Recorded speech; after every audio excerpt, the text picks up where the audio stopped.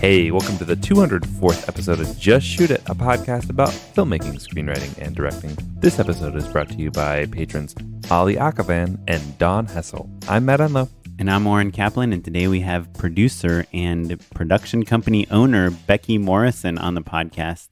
She's also the founder of Globetops, which is an organization that takes people's old laptops that they don't use and gives them to people that don't have laptops. Yeah, it's pretty great. Yeah, we had a fun conversation with Becky. I feel like we were at odds sometimes because she is firmly on the producing side of film, and she is working on some really cool efforts to kind of revolutionize the way productions run, the way they are more inclusive. We talked a lot about how she has like a new style of call sheet for her shoots, which is really fascinating. Yeah, we get into the specifics on the ways in which she really wants to revolutionize production. And I think it's really a fascinating insight into, I think, the way that production companies are potentially moving, or at least a vision for the way that they're headed.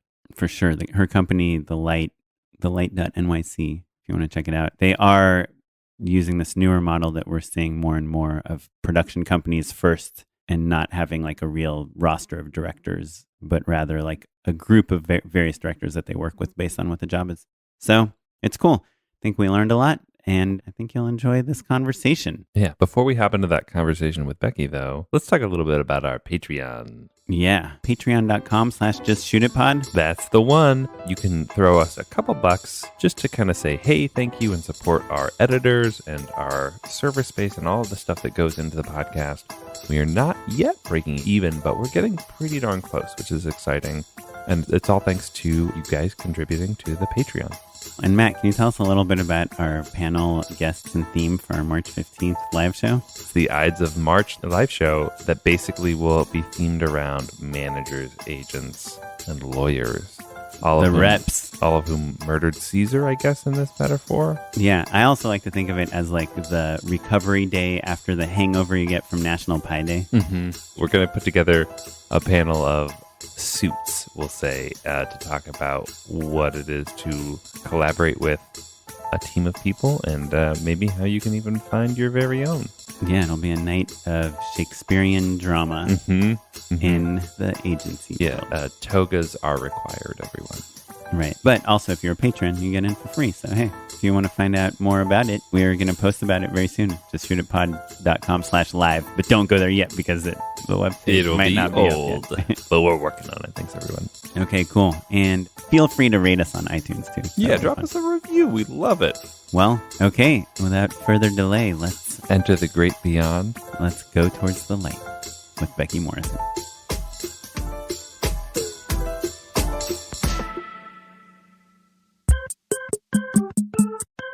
Hey, we are here with Becky Morrison. Hello. Thanks for coming. All the way from New York City. That's right. Brooklyn, baby. Yeah. So, Becky, you have a production company. I do. You founded it. The Yes. Light. Correct. And are you the sole owner, or do you have partners? I am. Okay. And why did you start it? Well, I was a freelance producer for a long time. And the company where I was working got a new head of production. Mm-hmm. And that new head of production stopped looking at the actuals that I submitted and got very busy. And I started to, in a sense, have an existential crisis. Mm-hmm. And is this like a commercial production house? It was, yes. In New York? Exactly. A famous one? One that shall remain unnamed. So the head of production wasn't really acknowledging the work that I was doing. I'd come in under budget. I'd turn in the budget all proud, waiting for acknowledgement and praise, perhaps an extra day or two. And that stopped happening. I think what that did is it spun me into a tailspin of like, well, what is the point of any of this, actually? If I'm going to work so hard, I'm going to make these deals, I'm going to save money for this company based on my relationships. And then it's not even going to be seen or acknowledged. And so I think that was the beginning of me starting to feel like I wanted to do something else. And at the time, I was friends, or I still am friends, with two directors and another producer, and started speaking to them about forming our own production company. All three of them men. And I thought, this is a perfect scenario because they have clients, they have contacts, so they'll bring that to the business, and then I'll do all the work. Sure.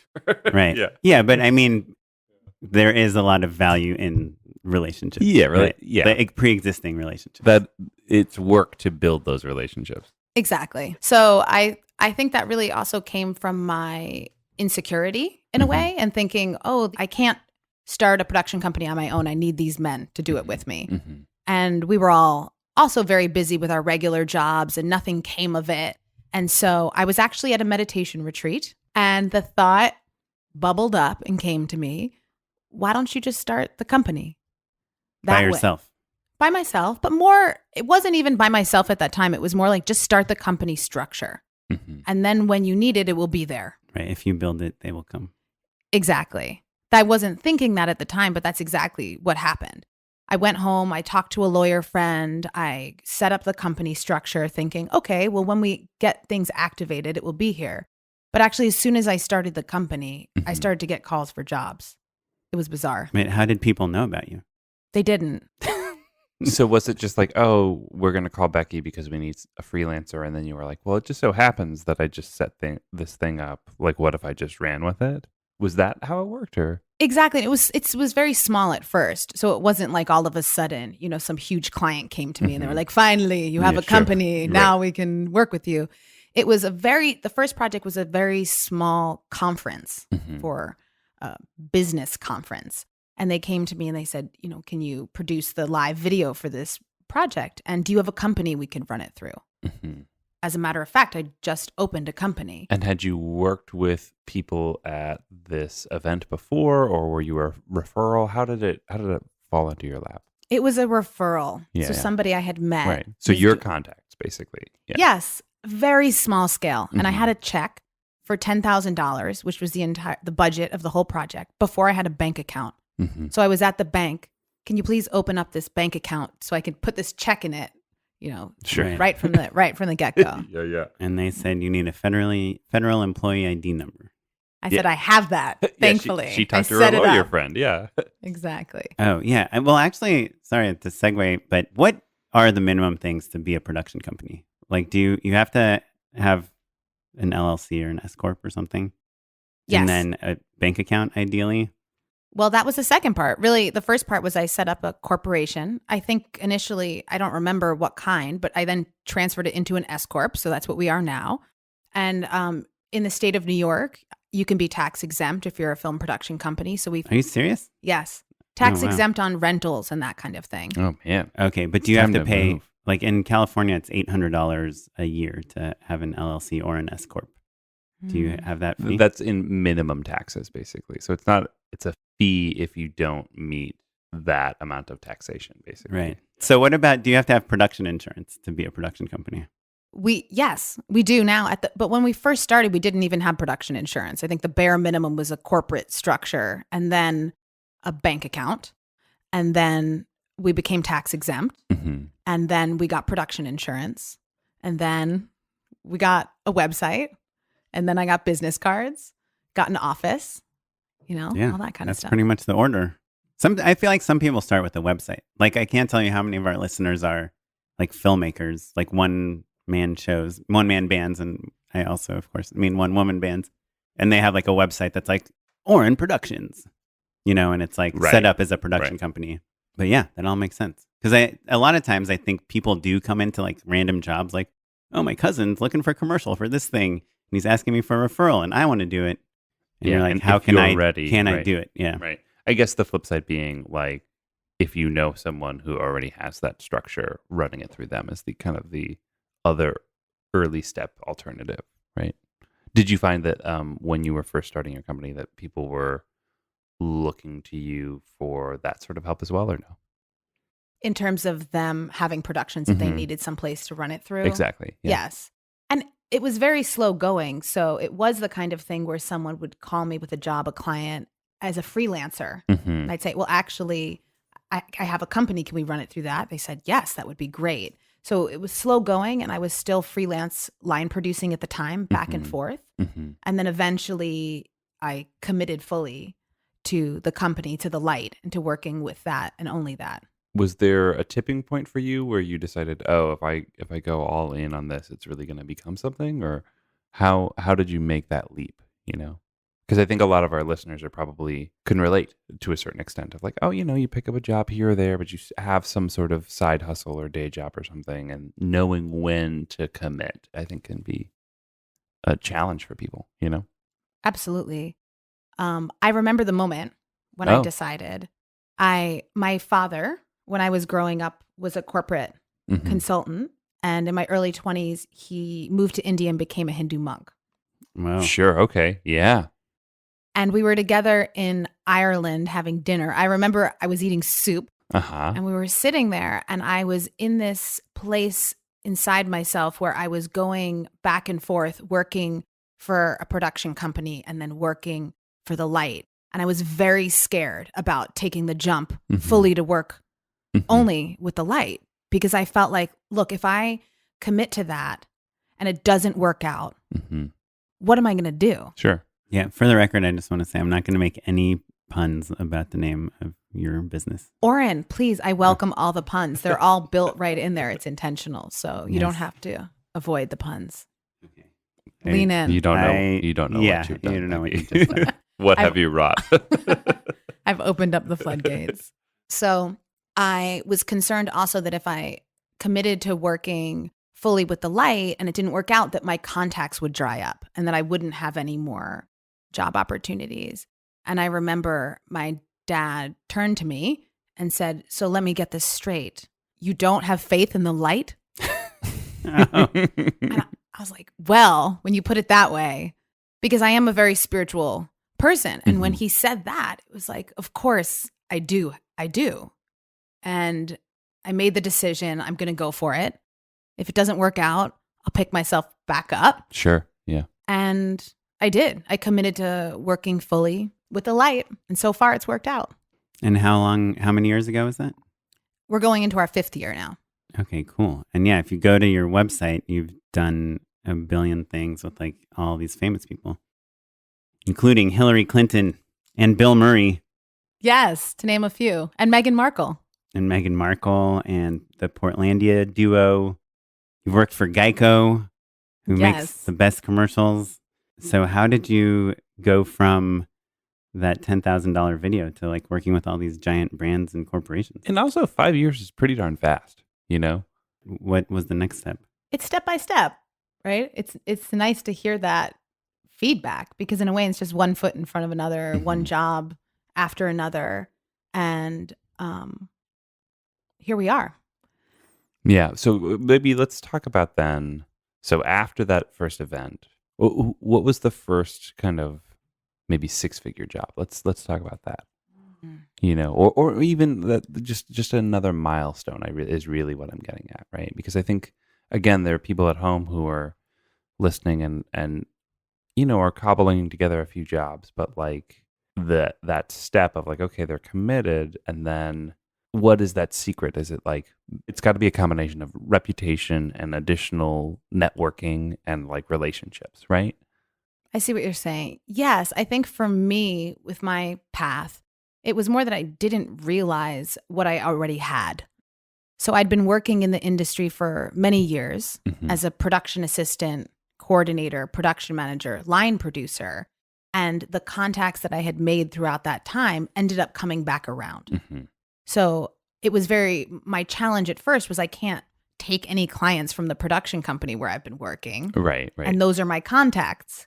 But what happens is that over time, those people leave, they get another job, they remember you from all those years before. They end up on a corporate side or something, and they're like, oh, who can I hit up to like produce this thing for me? Yeah. Exactly, which is why it's so important never to burn bridges. Sure. Because those people that we may think like, oh, that was an annoying client on this job, they may end up being the ones who fund your entire production company 4 years from now. Right. The way you were described to us as someone that's like trying to change the culture of production. In terms of changing the culture of production, what I mean is that there is a specific language that we use in production. There's a specific way that we are when we're on set, right? Can you give us a specific, like an example? Sure. We use a lot of language on the walkie, right? So we say, You say copy or whatever, right? What's your 20? Yeah. I'm 10-1. Yeah. Copy the that. Lingo, jargon is what you're talking about. Exactly. Yeah, for sure. Or also shoot, right? Just shoot it. Or we're in the trenches. We're that language of production. Like it's a little militaristic. Yeah. It is militaristic. Exactly. Yeah. And I think that militaristic culture of production, it's not accidental, right? And I started to really research what's the origin of production. And I think that if you take the example that being on set or production is militaristic, right? But what we're actually doing is perhaps filming a dog in a hoodie or a penguin waddling through a zoo. Yeah. But the culture of the way that we approach that creative is militaristic. That's problematic to me. Yeah. And I think in need of an upgrade. Yeah. Well, it's funny because I've always thought that to me, filmmaking is like being in, I think I've said this on the podcast before, it's kind of like being in the army, but instead of like destroying things, you're creating things. But there's this hierarchy, and you have like your departments and the heads of your departments, and like a lot of times, like if I'm on a bigger shoot, I'm not even supposed to talk to like best boy grip or whatever, right? Because like that's supposed to go through the DP and through the key grip or the gaffer or whatever. So there's something kind of cool about that. Even if I'm doing a commercial for dog hoodies or whatever, I feel like I'm plugged into the system. I feel like militaristic might have this negative connotation of like going to battle, but I think there's something cool about being plugged into that system and into those hierarchies, and everyone knows what their job is. And I don't know. I think there's something cool about it, but I get what you're saying. I think that another way to talk about is also the teamwork and the collaboration and the unity and the intensity of the circumstances. We work long hours, we're in intense circumstances, and we get very close with people who we're on set with. And that camaraderie, I think there can be parallels to the military. But I also think that there's a cost to the culture of production, to the way that people are treated and the way that people are told to be quiet and this is the way it is, and not to ask questions and to do what you're told. And I think that culture of production in a lot of ways has perpetuated the abuse that we're seeing come out in the industry now. So I think you're right. There is a magical unity that can come out of it. And there's also an abuse and really a disregard of the completeness of who we are as human beings. And that's the part that we as a production company are very interested in addressing and ultimately changing. How are some of the ways that you have addressed those ideas? Like what specifically is it that you do that alters the culture? So there's things that we're doing, and I'll caveat that by saying that we're in no way, we don't have the answers. Sure. I think what I'm very interested in doing, which is why I'm here speaking with you and everybody out there, is inspiring a conversation to get people thinking around innovating production. Or just questioning, why is it that we do it this way? Right. And how can we do it differently? Sure. I think that we tend to think that this is the only way it can be done. And the truth is it's not. There are a lot of ways that people can be organized, not just hierarchies. There's a lot of innovation that has happened in the industry when it comes to technology, and innovation that's happened when it comes to organizing people. And that has not been applied to production. It's pretty much been frozen in time for the past 100 years. So I think that when we can loosen our hold on that, really interesting things can start to come up. Yeah.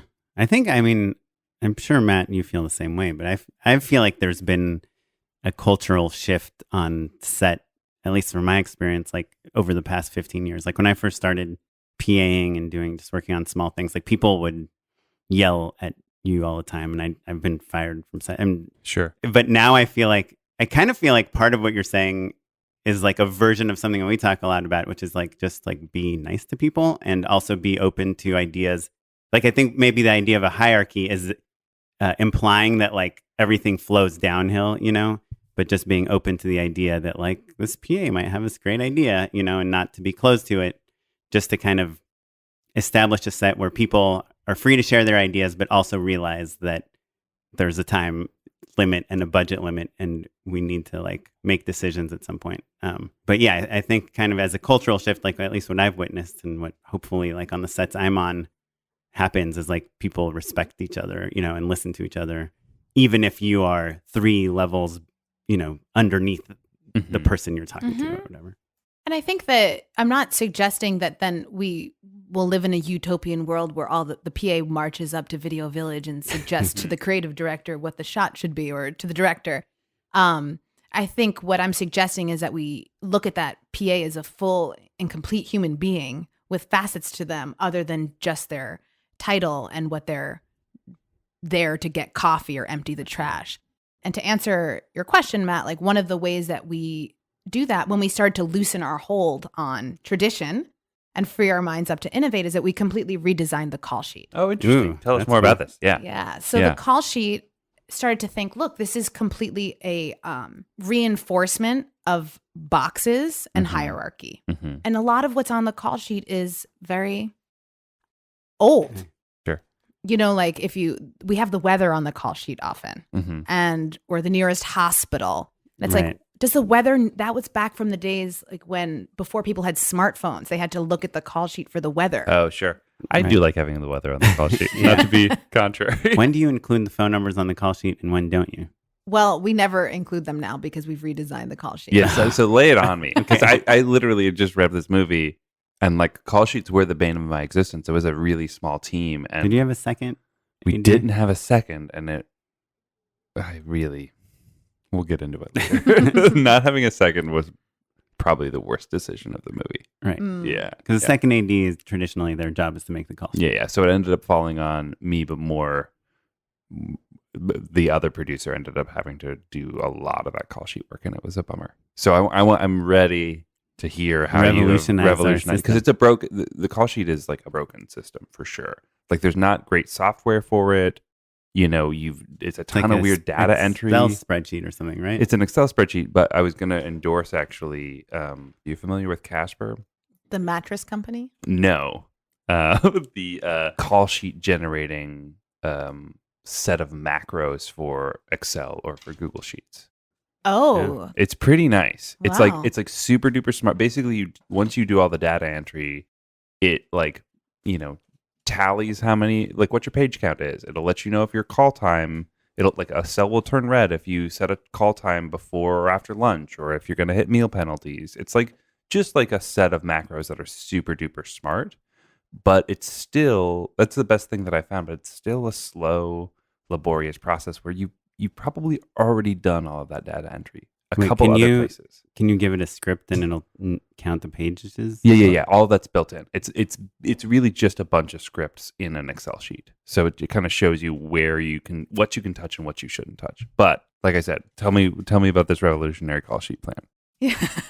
Now it's very lofty. It's a revolutionary call sheet plan. All of a sudden, I said is that we redesigned it. What we did is looked at, okay, if the call sheet doesn't have to be this way, how could it be? What's a different way? And so the way that our call sheets look is that we actually request photos of everybody on the crew.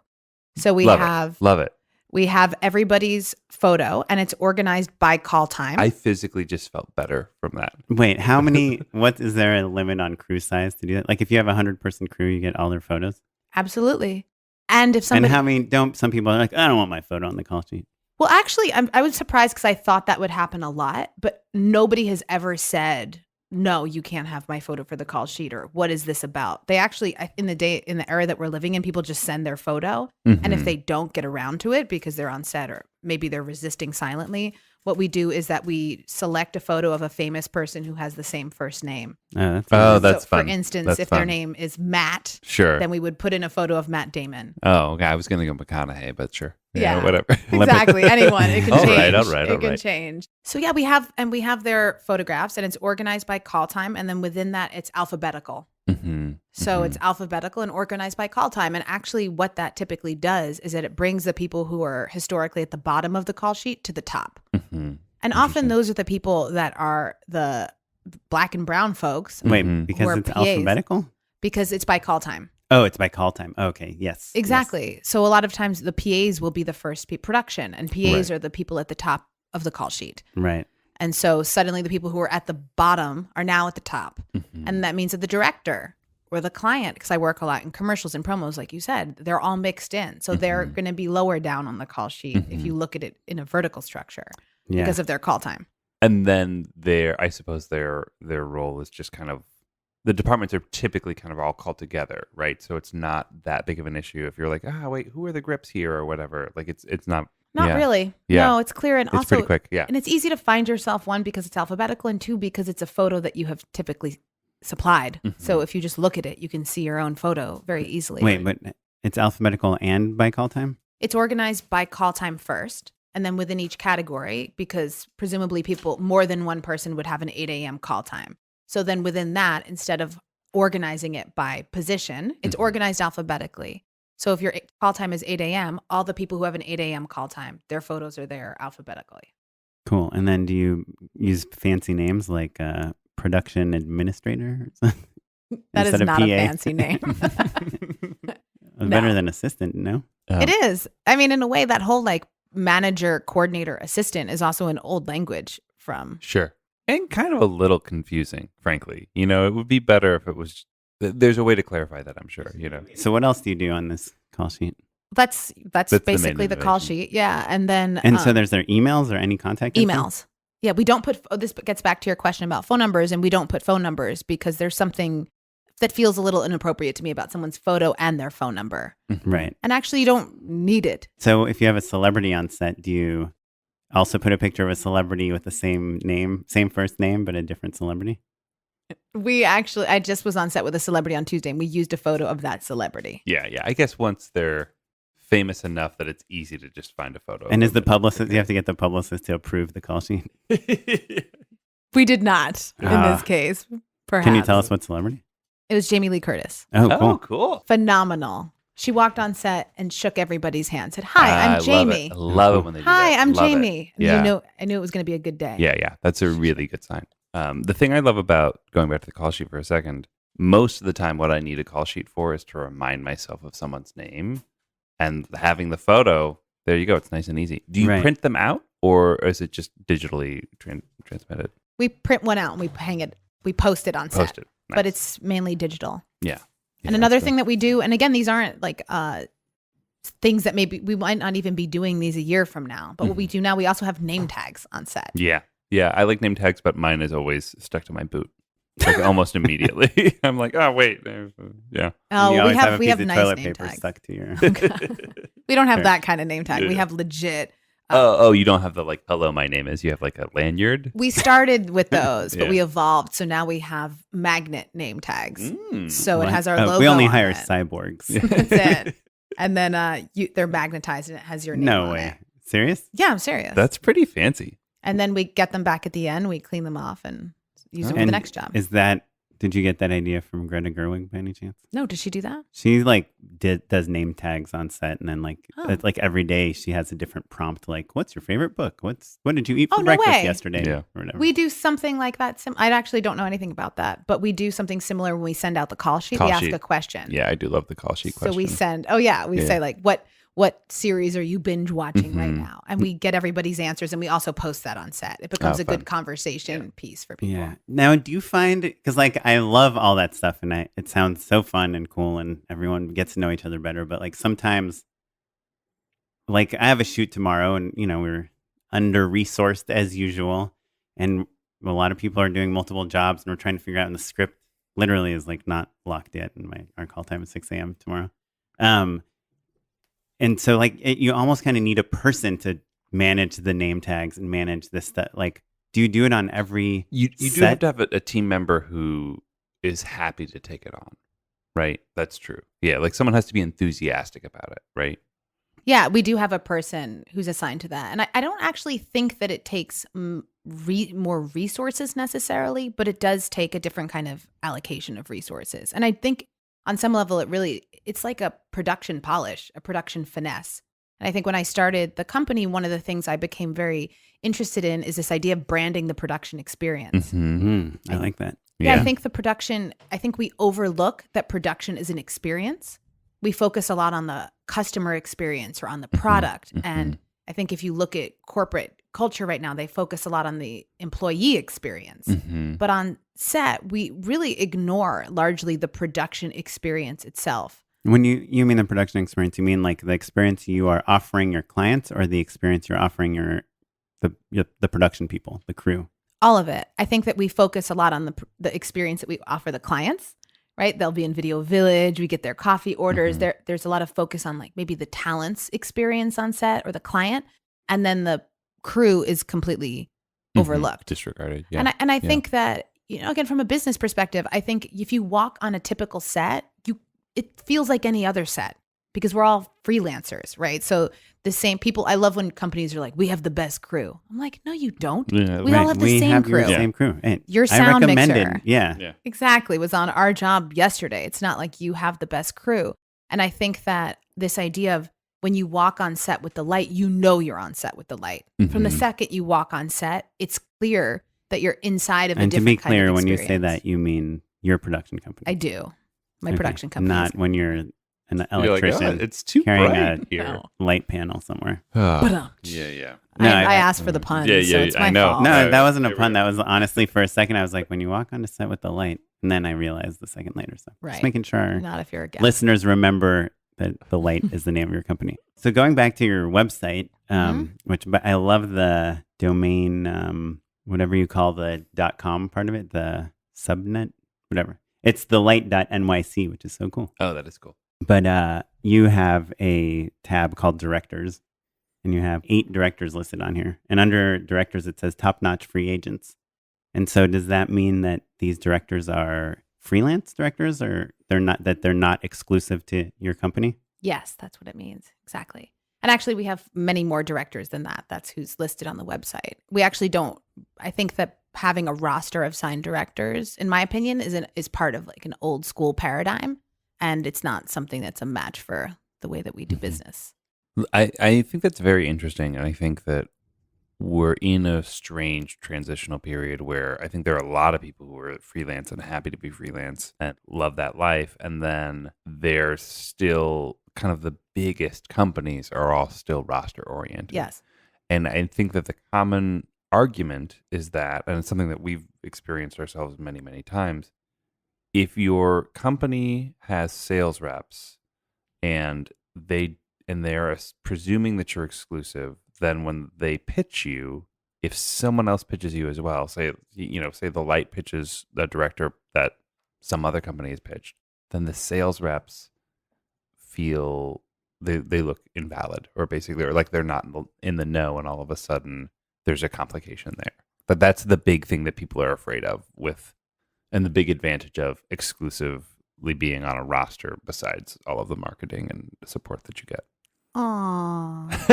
I feel so bad for the sales reps who feel invalid. Yeah, sure. Well, it's not invalid, but they're an idea for you as a director. I've lost jobs because I've been pitched by multiple sales reps, and they're like, it has legitimately been an actual problem. Like, you lost the job and like accidentally burnt a bridge. Basically. They're like, we're not going to submit you anymore. When you're a company that submits one director for a bid, which is, as directors, that's what we prefer, because we've worked with a lot of companies that submit like 5 directors, and they want us to like do this work and save the state and do all this time and rearrange our life for this job that they don't even have. But then we find out it's not just that they pitched us; they pitched like 4 other directors. But the point is, like, it's not about the poor sales reps. It is about as a director, being pitched by multiple people tends to not be a good thing. I mean, like, if you're a client to the same client, and like one person is pitching you a person, and then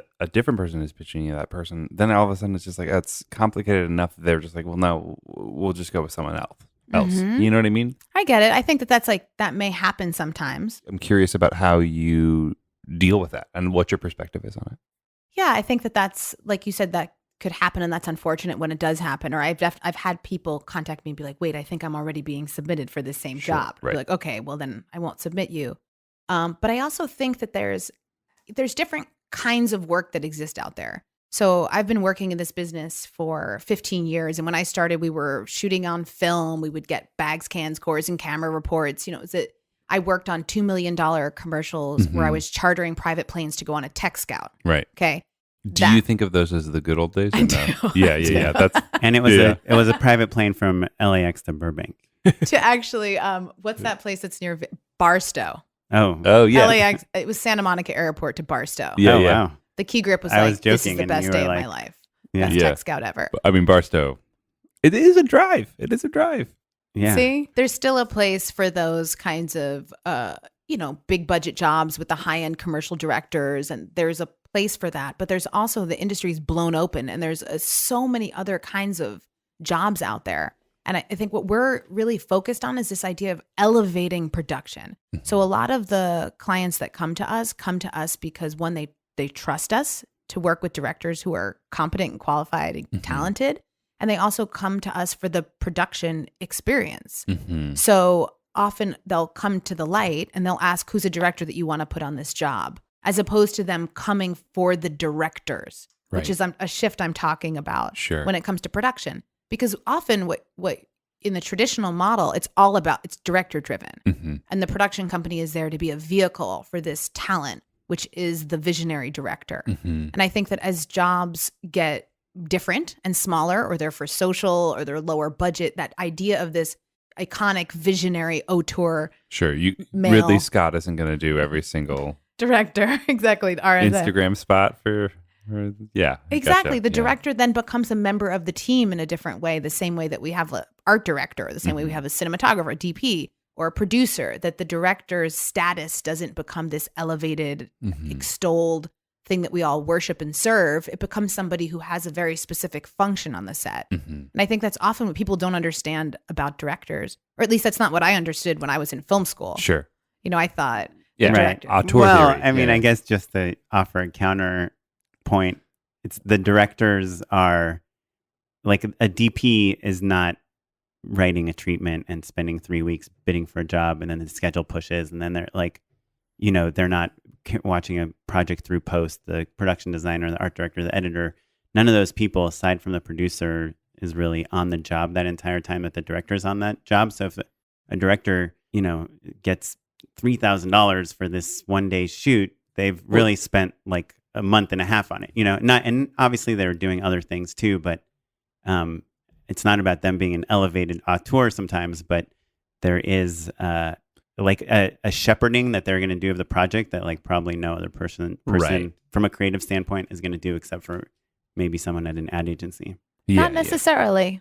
Again, I think there's different types of jobs, and maybe that's for sure one type of job. But a lot of jobs that I'm on, we don't triple bid them. A director doesn't spend 3 weeks doing a treatment. They come to us and they say, who do you want to put on this job? And we hire a director and show them they're real. They're not doing, maybe once they're on the job, they'll put together a treatment, but they're not being we're not being awarded the job based on the director's treatment. Right. Yeah. But I guess maybe the other part of what Oren's point was, because I think that's wonderful, and also frankly like a relief, right? Because sometimes the pressure of like, oh, if my ideas aren't good, then this whole company doesn't get the job, and like they're all our friends, like I want to keep the lights on, you know what I mean? That's a lot of pressure. And as directors, we would prefer for someone to call and say, hey, can you direct this thing? In 2 weeks. Yeah, sign me up. But the thing is that even if you're not maybe doing all of that prep work of the work for free of getting the job, the director is still likely the only person who's had all of the conversations that it takes to make an informed decision about art direction or the cinematography or something. Like I often say that it's like so much of the time you're just course correcting. If you hire a great crew, then everyone's coming up with awesome ideas, but it's not, is this idea good or bad? Does it serve the overall creative? Right. And so oftentimes people haven't had all of the conversations. They haven't been in the PPM. They haven't talked to the client. All that prep work is so that you get in tune with what the client really needs and how to kind of like sculpt and shift for them. Do you know what I mean? Yeah, absolutely. I do. So it's not like my vision. It's just like, well, look, I've just spent a couple weeks talking about directors this. Yeah. I was going to say, like, I'm in a conversation with directors. So it is a little. No, for sure. And that's the point of view of the podcast. It is from a director's point of view. And I do, like, for sure, there could be a big job where they're like, hey, Regina King is going to be available on Thursday. We need to film her in this Cadillac and we're going to do this. And it's like kind of all coming together. And the director literally is just like, hey, can you just like make a shot list and show up on set and make sure that everything goes the way it needs to go and not figure this out, Right. For us. And in that regards, for sure, there are just like kind of more like a DP, more like a production designer, more like here's the job, here's how to do it, go do it. Would you say, Becky, that maybe some of what used to be a director's job has shifted to the production company? I mean, I can't speak for the industry as a whole. And like I'm saying, there's definitely different facets of the industry. And I think that in my experience, often a client will come and they will know from the beginning they want to work with our production company. Right. So that's locked in. There's no triple bid, anything like that. What then happens is we may cycle through directors who we're going to, assign to that job and that the client agrees on, but they already know they're going to work with a light. So I'd say that that's maybe different than a traditional model. And I think what I'm talking about the director is, the director has a specific function on the set in the same way that other people do. And I do think that there is a historical idea of what a director is, which is more than just their role. Yeah, a director visualizes the script, right? They'll do the storyboards, they'll come up with the shot list, they'll direct the actors, they'll make decisions. But it's undeniable that there is a idea of the director as a force that is the one that we are there to serve. Again, I've worked with hundreds of directors in my career, and that's typically the idea of the director. That there's either I guess that feels icky, right? I feel like to me that's yeah. But to me, for me, if I've done like an excellent job directing, then it means I probably don't even need to be on set. Because I've communicated so well with the actors, with the producers, the agency, like the DP, and like if I show up and I'm like deathly ill and I have to go, to the bathroom for 2 hours, that the shoot can go on without me because it's not really to me about the on-set time as much as the either side of on-set time. Right, but I think we're talking about maybe two different things here, right? Like you're talking about the job of directing, and Becky, you're talking about the attitude that we towards directors. Directors. Yeah. And that is what I'm talking about. Because being on the flip side of, I think that being a producer for many years, I'm there to serve the director and to serve the client and to be an intermediary between the two. And I think that really in a way, everyone on set is there to serve the director's vision, whether or not it's a lofty vision is, up for interpretation. But that's the way that it's modeled. But what's funny is I think of like my job, like tomorrow there's going to be an agency and a client there and a producer. And I think, yes, the producer's job is to make me happy at the same time she's making the agency happy. And the agency's job is to make the producer happy at the same time they're making the client happy. And my job is to make the producer happy at the same time I'm making the DP and the production designer and wardrobe and makeup and all those people happy. So I think we're all doing the same job. It's just at a different... So because you as the producer happen to be like right between the director and the client, you feel like part of your job is to support the director as a producer. But as a director, I feel like part of my job is to support the DP when the DP says like, there's no way we can do this many shots. And I would say, let's get another camera. And the producer's like, we don't have the budget for another camera. Like I'm trying to serve the DP and ultimately, in my opinion, like serve the client and the agency and make the producer look good. And the I see what you're creative. saying. Yeah. So it's everyone, I think, feels like, oh, I have to please this person above me and make the person that I hired happy, When you say like serve the director, it puts a pit in my stomach, right? And so I think that part of the show is about figuring out like, oh, everyone does something different, right? And so, or every director does it differently. So what I'm getting at is that separate from the way that Oren and I see ourselves and the way that we like to do the work, have you seen a shift in the attitude of directors that you work with and the way in which they approach the work and the way in which they are expected to be treated? Do you know what I mean? Like, I think like a lot of what you're talking about, I genuinely hope I don't ever convey that to people or expect that of people or I'm hoping that I do it differently than what maybe historically people have expected, right? Right. I'm sure But even like separate if from a gaffer calls you boss, you're like, yeah, I don't please like don't it. call me I that. don't, yeah, for sure. And would ask them not to. But so taking us out of the equation, I guess is what I'm saying. Like because it's such a personal thing, Have you seen differences over the years? Do you know what I mean? Or is it just like on that $2 million commercial versus like a Sure. $20,000 promo you're shooting? Like, have you seen the attitudes of the director be different across that span? Is that what you're asking?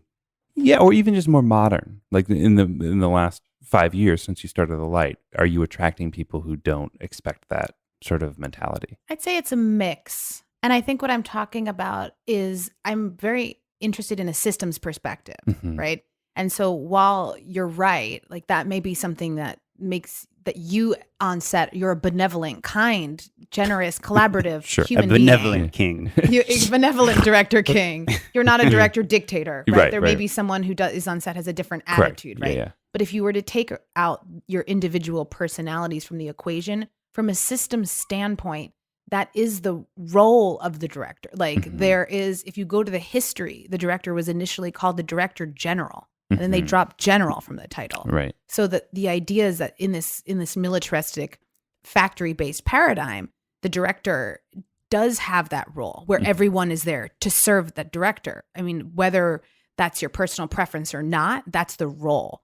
And what I'm talking about is that as we march towards equity and inclusion and sustainability and a different kind of future, that we cannot do that without actually examining and dismantling parts of the system that are in their very nature obsolete. And that's what I'm talking about with the director. No matter if you have the most like incredible kind director on set, the system is still broken. Yeah. Yeah. I mean, it's interesting because I guess I just feel like you get different types of things in The Light, so we have friends that have a company called Sawhorse, and I think they work very similar to The Light. A lot of their jobs, probably more than 50% of their jobs, they are approached by the client or by an agency, and they're really, really, really amazing at post-production. And their clients know, like, no matter what we give you and how crazy this job is, you're going to find someone to do it. That all the people that own the company have like really good taste, and they make sure everything they put out is great, and they make sure the post is going to be top notch. And so the director isn't really like that. Like the question mark of who's going to direct this isn't going to make this either like the worst thing ever or the best thing ever. It's already their job. Yeah. There's already a minimum quality that you're going to expect from going to Sawhorse, which I feel like is probably a similar thing to The Light. And correct me if I'm wrong, but what I hear you saying is like you've built this company in a way that it's a little, it can withstand like any crew member changing is not going to destroy this project because you've built this system where no one person has like the power to make or break this unless their name is Becky Morrison. No, God, no, not at all. Yes, you were so close, Oren. You were 99% of the way there until that last part. But yeah, that's exactly it. And I would say, the one thing I would say is that it's not that we have created that, but what you're describing is what we're working towards, where from a systems perspective, that when you walk onto set, that we are putting people through a process wherein they naturally at the end of that feel better when they leave set than when they arrived. Because the fact is that's not the process they are often put through now. Sometimes they do, but sometimes people do not feel better when they leave set than when they arrived. Often during the safety meeting in the morning, I speak a little bit about this and I'll say, raise your hand if you've ever been yelled at on set. Many people raise their hand. And then I say, raise your hand if you've ever left set feeling worse than when you arrived. And 100% of the people raise their hand. So what I'm talking about is creating a process and a system and an experience wherein that does not happen anymore. Because the fact is that we're operating inside of an invisible system which produces those results. And that by becoming conscious of the system and actually consciously creating the system, we can produce different results. That's what I'm talking about. And that's the ultimate goal. Yeah. So I'm curious then. So it sort of almost feels like you're saying you're systematizing being nice, right? Which is wonderful. Can you give me a few other examples of the ways in which you've implemented like kind of the specifics of it, Like so we've got name tags, we've got the improved safety meeting, we've got a better call sheet. Exactly. We pay people within 72 hours of wrap. Oh yeah. Ooh, there you go. Nice. Yeah. We reach out to everybody in advance and we ask what their dietary restrictions are and what their snack requests are. And part of this, I like that one. Yeah. Yeah. And it's interesting, a lot of people say, oh, it's like you want to make set fun or you do these games. And they always know not to say that word in front of me because I get up, I'm like, it's not a game. It's actually, it's real life. This is serious, everyone.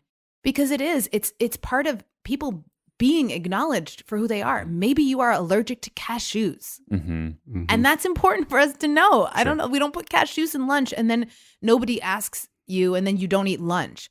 And another thing we do is we listen to the crew. We have a way where we receive feedback from them on every job. We say, what did we do well? What could we do better? What are other ideas you have? Okay, now Becky, you have 6 jobs in the span of 4 weeks. You have to do pre-production, post-production, fly around the country, calls, all that stuff. And you're still, when that is happening, you're still getting feedback from your last shoot on like who liked the cashews?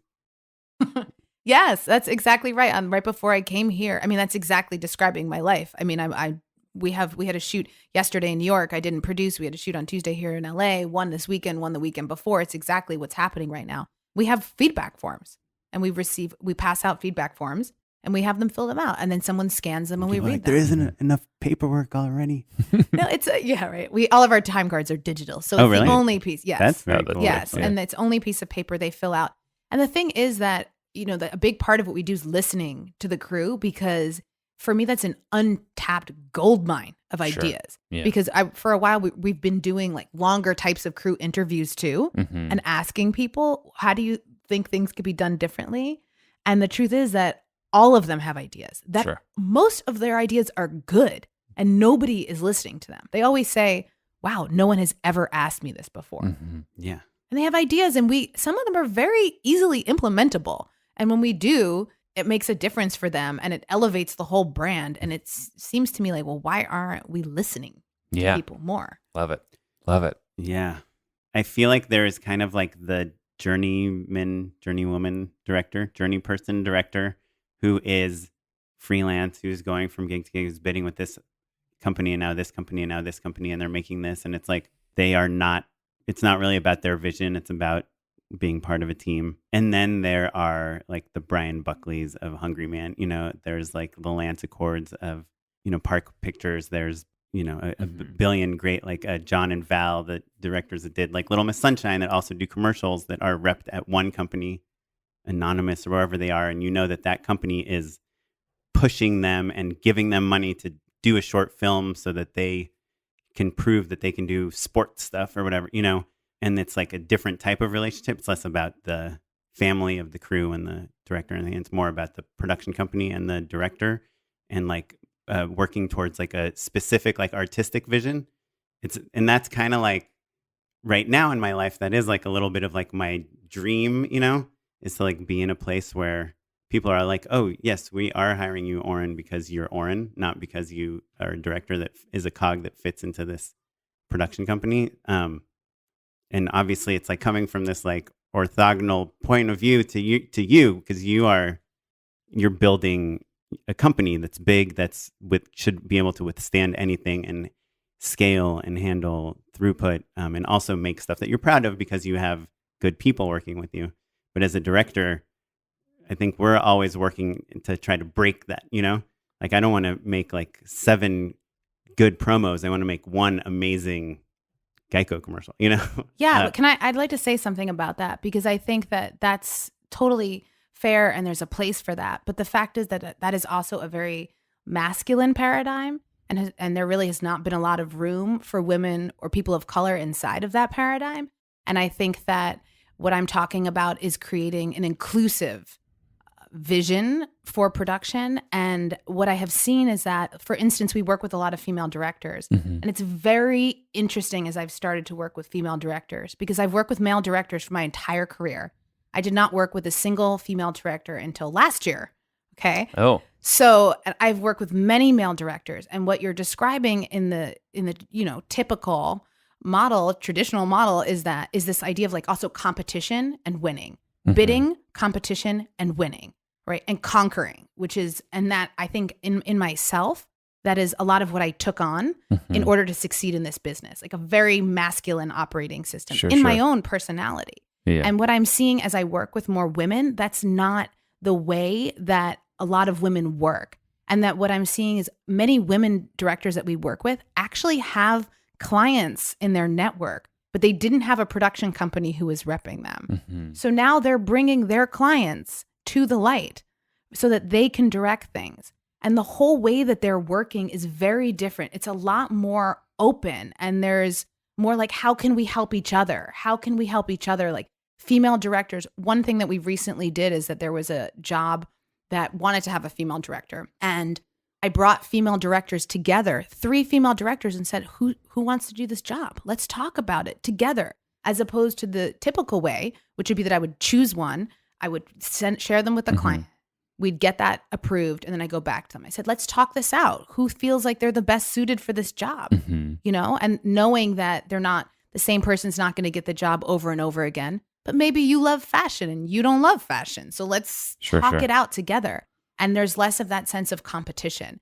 And so I think that while what you're describing absolutely has a place and still is 90% of the industry, I'm describing an alternative world that we are building because there's not a lot of room for us in that other world. My experience is not like that.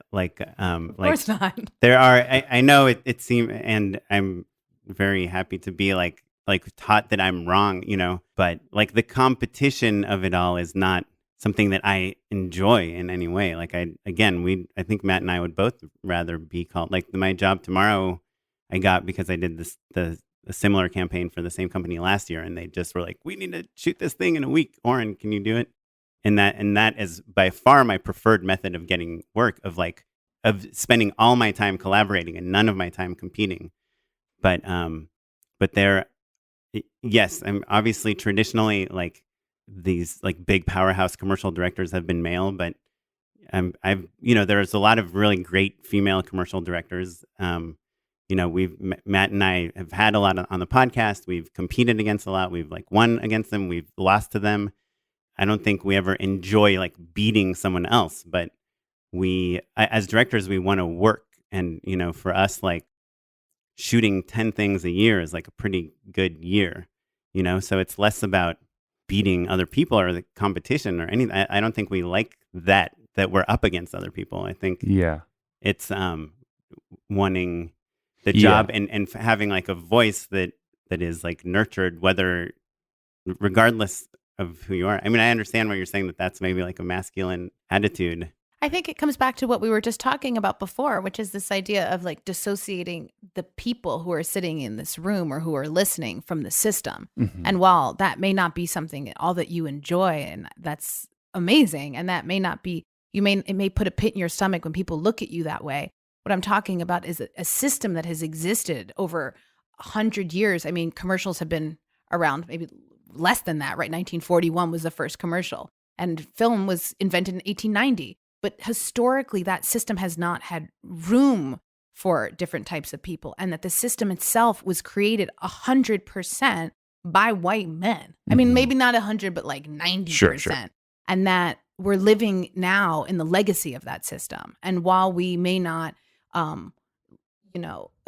individually adhere to all the values of it, that we're living with the legacy of 100-year-old system, which is that. Like the fact is that production, you know, when the first organizational systems were created for the studios, this was at a time before women had the right to vote. This was a time, when there was segregation. This was a time, like that was the time when, if you think about it, if you go back to 1914 or even 1920, people were riding around in horse-drawn carriages. People did not have refrigerators in their home. In 1914, World War I was going on. And, you know, this was a totally different era when these systems were created. So cut to 2020, the fact is that while we may not like those in our individual expression or agree with them, we are still using the same system. And I think that it's fair to call that system masculine, whether you want it to be or not. Right. But look at the example you brought up of the 3 female directors. Like I'm assuming one of them ended up getting the job. Yes. And 2 didn't. Yeah. So if you were one of those 3 directors and you were like, oh, I need to pay my rent this month. And now Becky just called me and she said, oh, there's a job that we're considering you for, but we're also considering 2 other directors for. Do you think you should get it? Like what makes you not want to fight to get the job?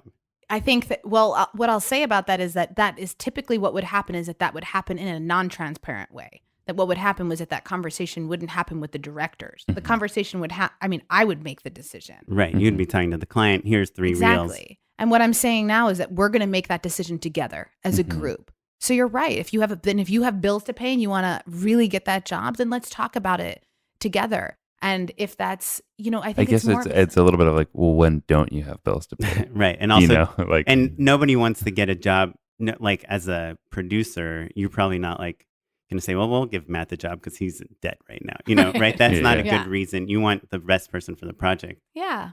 But I mean, I'm all for transparency. When I'm like this company Sawhorse, sometimes they're like, hey, you should look at Oren to direct this thing, and like 5 other directors. And I always ask them, like, who are the other 5 directors? And sometimes I see like, oh, Carlin or Matt or this other person, this is like right in their wheelhouse.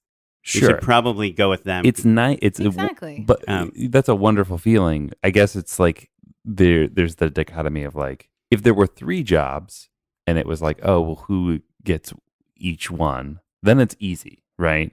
But when I think your point of like the competition, it's like when you may not work that month, right? Realistically, how many jobs are you up for in a month? It's a lot harder to be like, oh, well, this one, I think this is better for that person. Yeah, I agree with what you're saying. It's nice for it to be it's nice for you to be like, well, Matt doesn't have anything on his reel that would work, so like we'll just go to this person, to someone else. You know what I mean? I do, and I don't think I certainly don't want to imply that we do that on every job. It was more of an experiment, and it worked. And I think that it's by having a conversation. And I think that if it's coming from a place that's not of scarcity and lack, and it's the idea that there's going to be another job next month where that's possible, and that then if I'm not going to take this one, I'll take the next one. Mm-hmm. I've done that. The first job I ever produced was an accident, actually, and I got a call, and they said, okay, there's 2 projects that I want to talk to you about. One is a motion capture car commercial, and one is like a concert green screen job. Now, my uncle was in the rock and roll business. I danced on stage with Michael Jackson when I was 8, which is no longer as cool as it was a few years ago.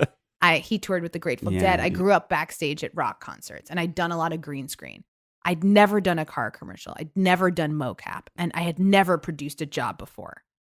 So what happened, and this was an executive producer calling. I was actually a production manager at the time. And I ran into this executive producer at a party who I had worked with years ago. And he told me, I want to talk to you about these jobs. And I thought, does he know I'm just a production manager? Because why would an EP want to talk to me? But I thought, okay, let me just talk to him anyway. Sure. He told me about both of those jobs. I thought about it, and I thought, you know what? Like, I don't want to do that motion capture car commercial. I don't. Like, I don't feel comfortable doing that. Right. And yeah, you're right. Maybe I wasn't going to work that month, but for me, it didn't matter. I didn't feel comfortable, and I didn't want to put him in a bad position. Right. You had danced with Michael Jackson. I had danced with Michael Jackson. You didn't need anything Damn else. it. I didn't have to do a motion capture car commercial. And I turned it down.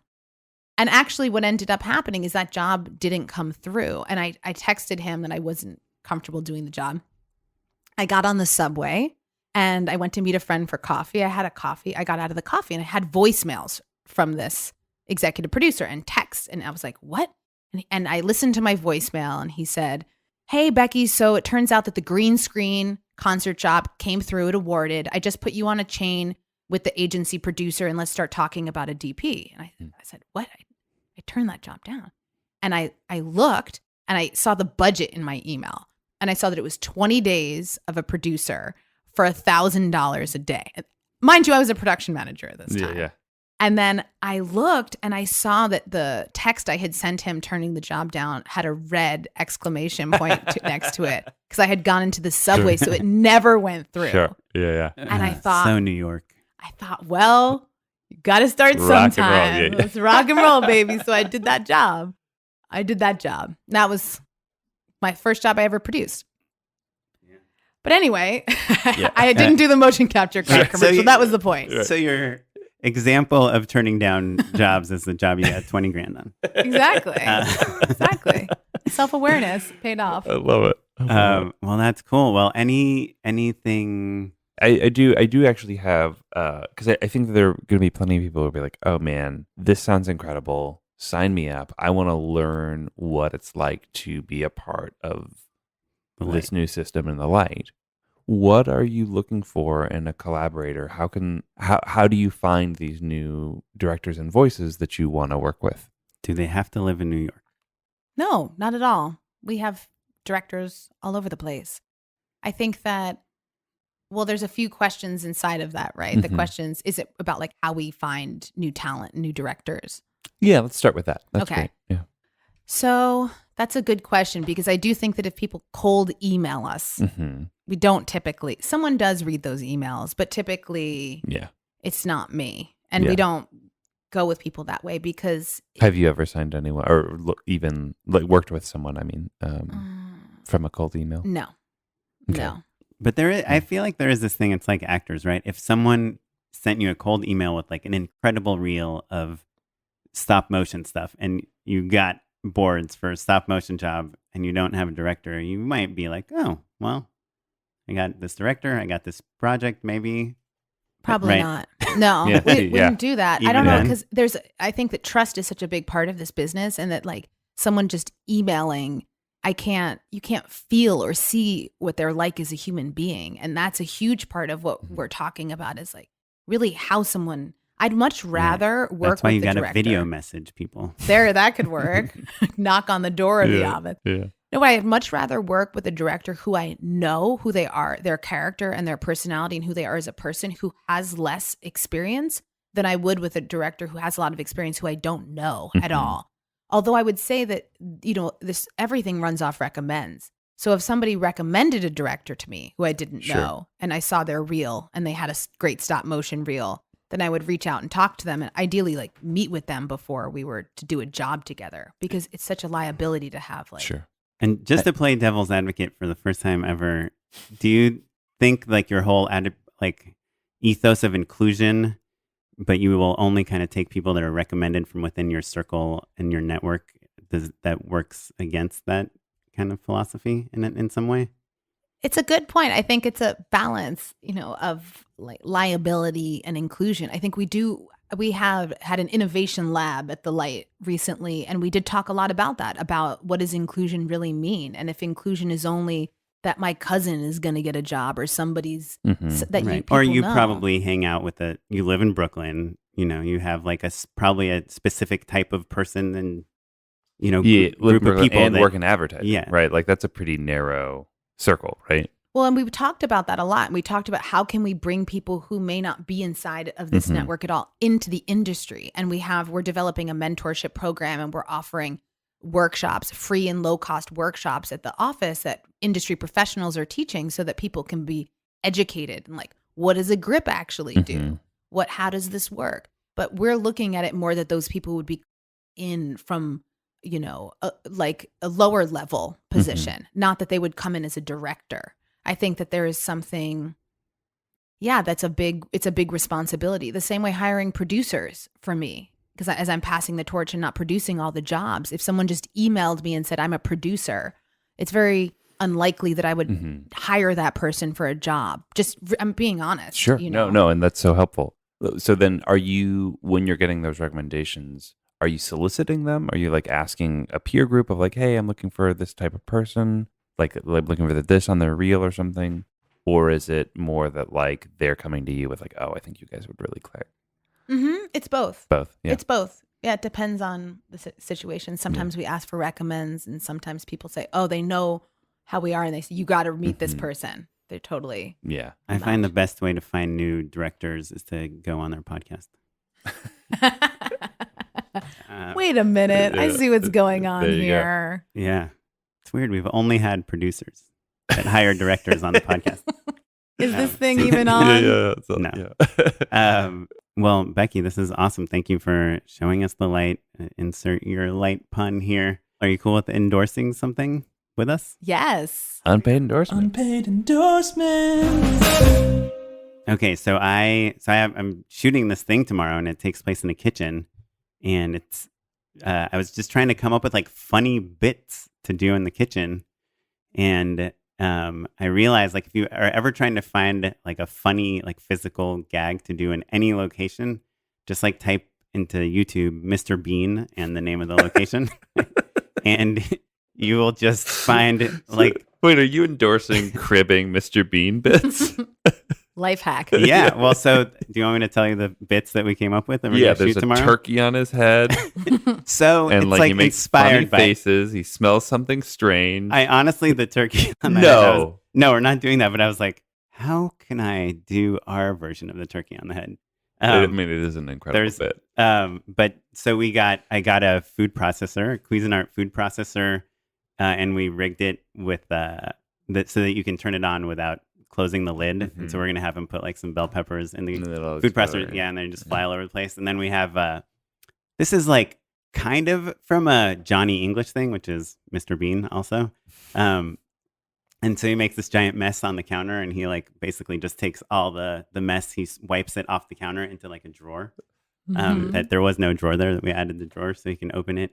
And then I actually pitched this, but the actor we're working with vetoed it. But he's making this bowl of chili, and I thought it would be fun if he like puts his finger in there, like in this suave, charming fashion to like taste the chili, and it's like insanely hot, but he's like pretending that it's not that hot. And we also have sour cream. This whole thing we're doing is for Bush's baked beans and chili.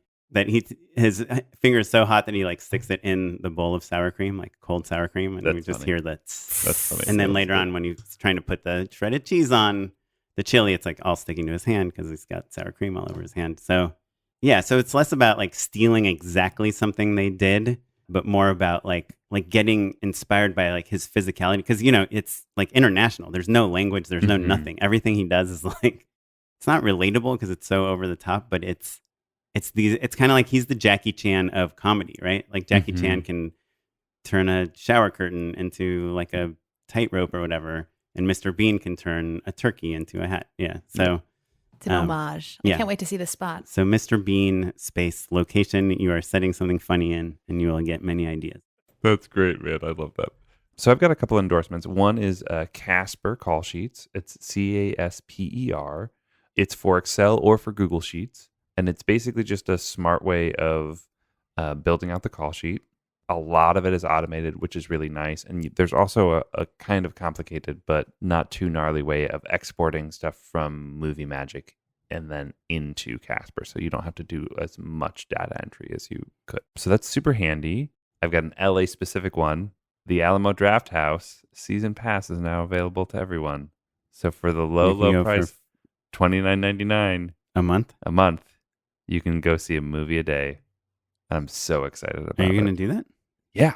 It's like, what was that one called that was around? Movie Movie Pass? Pass. That Netflix? was awesome. It was like Movie Pass, but for Dang. Alamo Draft House. I go to the Draft House enough that I'll net out no problem. Wow. We have Yeah. one in Brooklyn as Yeah. well, So right by my house. They may have their season pass available there. They're rolling it out. I mean, that is you have to go to the movies a lot to make that worth You have to it. go to the movies twice. Yeah, $29.99. That's how much it is? Yeah. Yeah, that's all. You have to go Twice a month. twice a month. Yeah. Hmm. Yeah. And that includes like all of their like the repertory stuff that they're doing. Like I would definitely go twice a month. Okay. Yeah. I'm also fortunate that like the metro is like a walkable distance for me, and then it lets out right there. So I'm very excited. Awesome. So, yeah. So glad I came here to learn that. Yeah. Draft House. Yeah. Oh. Yeah. So Becky. Okay, let's see. Well, I have two. Now that I know that I can have two. So I have a industry one and a non-industry one. Love it. Cool. Love it. What So- industry? Well, our industry. Oh, So the I was podcasting industry. the podcasting industry. Yeah.